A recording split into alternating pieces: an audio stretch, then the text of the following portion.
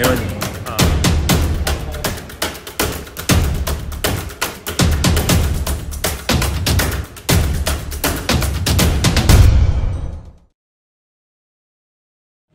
Ayun, hello po mga ka-bro-tep at mga kadiboto dito po sa Quiapo Church. So, andito po tayo ngayon sa Quiapo Church kung saan magdo-donate po ngayon ang Quiapo Church ng official replica ng Poong Jesus Nazareno sa Bacolod, no?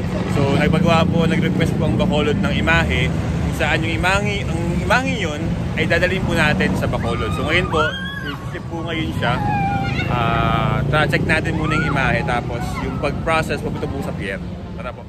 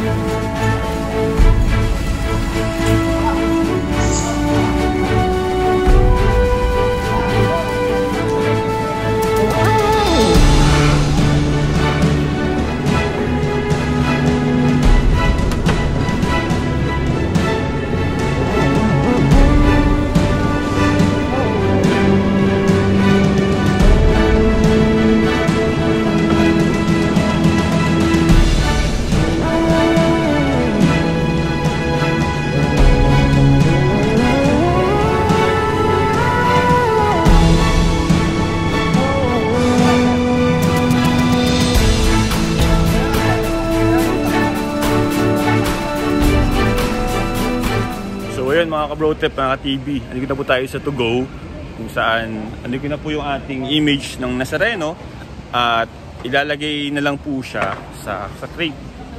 So ito pong imahe na ito, isa-safe po yan dito. Parang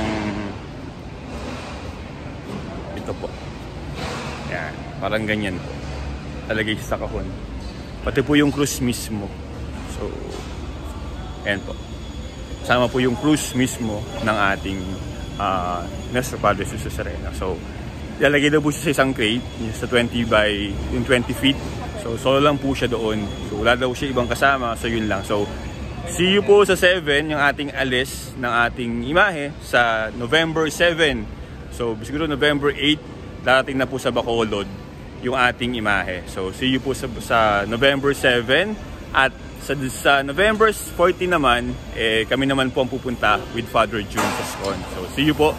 At abangan po natin ang pagdating ng Nuestro Padre Jesus Nazareno sa Bacolod. Kasama ko dito, syempre, ang mga tatlo sa mga headlays ng Ios del Nazareno. Mga pres, ayan o. Pres John, ang head ng HDN MBBN. Pres Alex, ang HDN Bukluran. At si Pres Orly, ang ating headlay ng Basilica. See you sa ano po? Ilan ba? See you sa Bacolod sa November 7. Pupunta kami dyan. Tapos 8, andyan na kami. See you po. Sa lahat ng mga taga Bacolod po, abangan natin ang pagbibigay, ang official replica ng Nuestro Padre Jesus Nazareno. See you po. Bye-bye. God bless. See you sa Bacolod. Ayun.